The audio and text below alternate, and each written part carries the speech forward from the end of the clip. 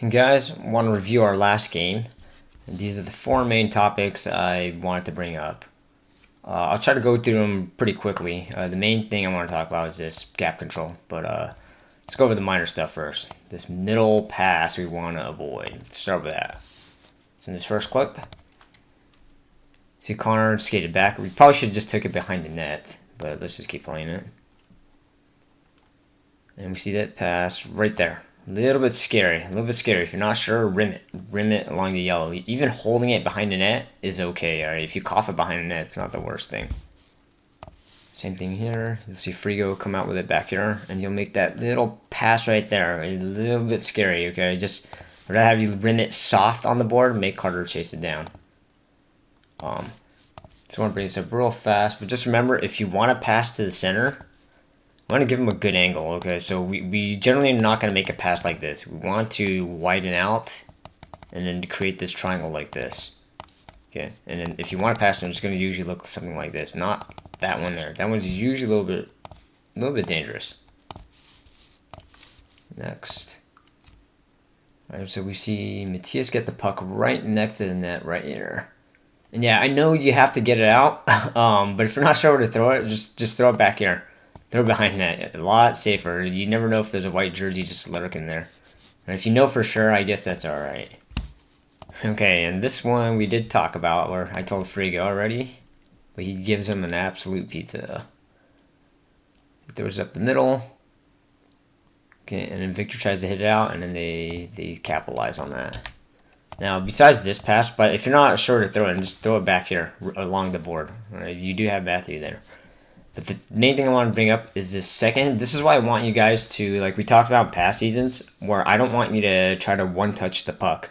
I want you to stop it real quick and then hit it, because it's harder to control.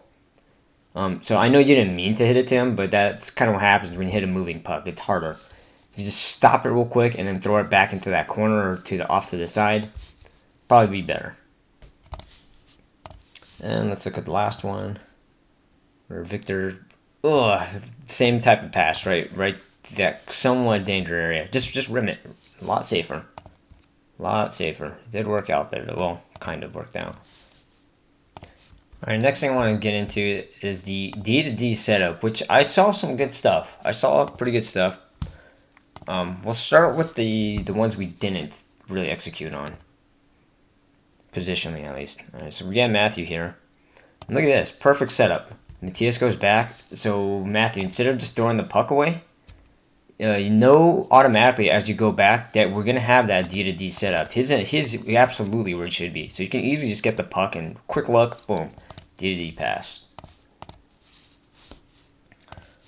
Face off here. You see Nolan. By a great shoulder check here. Okay, look around, see your options, good. Now, the one thing I want to see that barely executed. One thing I want to see with that D-to-D setup is for us to make closer passes. Remember, we only need 5 to 10 foot passes. So you see here how far he is. How about you just go kind of below that blue circle. Remember, if this pass gets picked off, we're done. If you're back there, it's much safer. This guy will poke it into a corner instead. Plus, we have a lot more room. So when we stagger, pull up my rink real fast. Right, like D's coming back, you're usually going to be staggering a little bit behind. Right, if it's all the way on the board, then just kind of go here. Right, we don't need to make this long D-to-D pass. That one's a little bit scary. Alright, so then just show it again real fast, because we did execute, just barely. Alright, and it's an okay breakout, I guess. Alright, next one. The other team just hit it back into the zone. Now, this doesn't matter because they're offside, but once you have the puck here, you should know. So Nolan, perfect going back. You should know your D-to-D is setting up right there. Instead, you ended up coughing the puck, but it didn't really matter since it was offside. Right, maybe you knew that. I don't know. Another okay-ish one. Win it back. Okay, very good. D-to-D.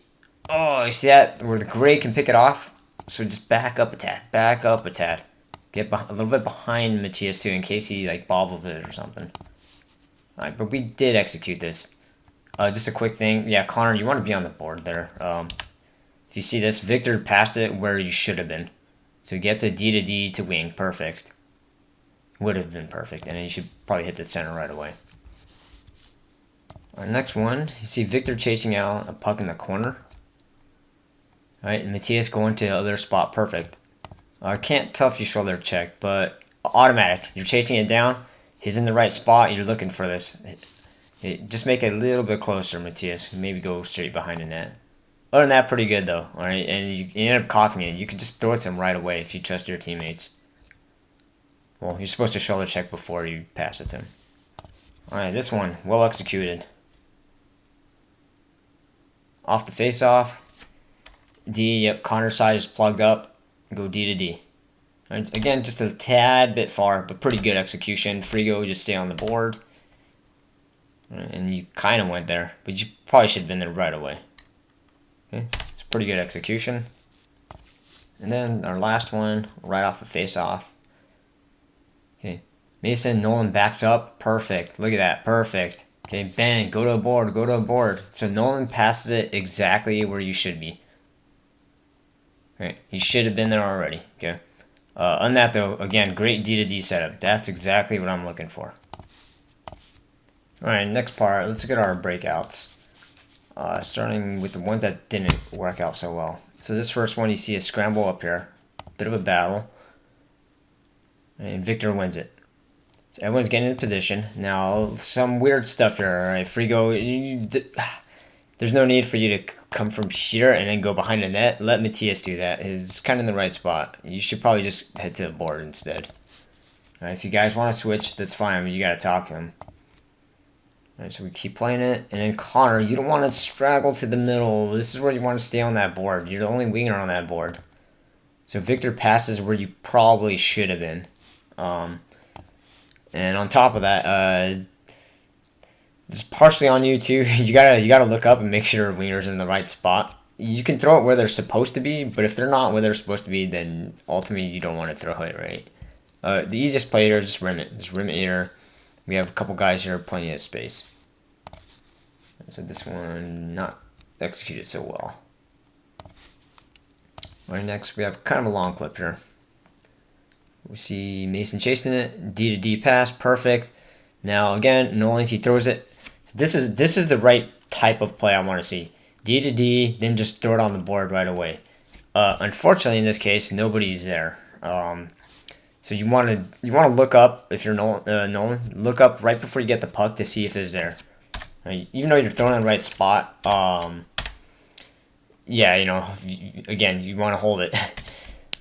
So the thing I see here is Carter. I know you're a center, but this is where I know Connor got caught way back here somewhere. So if you can recognize that, it goes D to D. That's where you should start swinging. You should start be swinging across quickly. You don't have to necessarily make it a board. This could be one of those D to center passes because you are still wide open. Ben should probably get this board. Right. But you don't have to stay in the middle either. You can go towards the board. This is where you might call middle. One of the few times that would have been good. So I'm keep playing it. So now, perfect. I like this. I like that. You decided to pass it this way instead of this way where it's clogged up. So very smart. Carter, I think you recognize it this time. No one's on that board, so you hustle over there. Okay, perfect. Well done. All right, Mason, throw it a little bit sooner, hair sooner. Okay, and Mason kind of panic fired this out right there. Right, don't panic fire these. Just throw it back behind the net. Right, you have your D partner to rely on. All right, so there's a bit of a battle here. So let me skip ahead a bit, and then we get the puck here. Right, and so this is why I want that staggered thing. So initially, Nolan's not in a bad spot, but as soon as you see this, right, he gets picked off. We're done. He gets picked off. We're done. This is where I want to see him kind of back off. Back off this way. It's not bad to be here because you are wide open, but if you had a little more time, I don't mind you just being way ahead of everyone and off the races. This could be dangerous. You can sense danger here. Oh, if he gets picked off, we're screwed. And then I think we have one more breakout chance. It's a good control. Good. Take it back. No panic. Perfect. Great control. D to wing to center. This is actually very well executed, guys. Even if he messes that up, that's why the center goes diagonally across.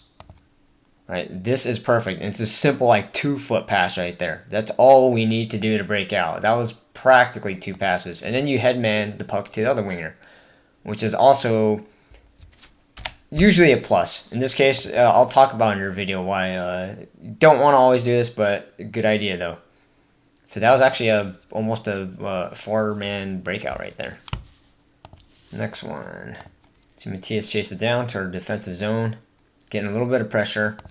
Now, a couple things you can do here. Matthew, even though you're playing center, I want you to stop worrying about your position. You should probably go back and beat a D to D. This makes perfect sense for you to be his D partner while Victor plays wing here. You know he lined up at D. Right, and you guys are all on the same side, so no bueno there. Little evading forecheckers 101.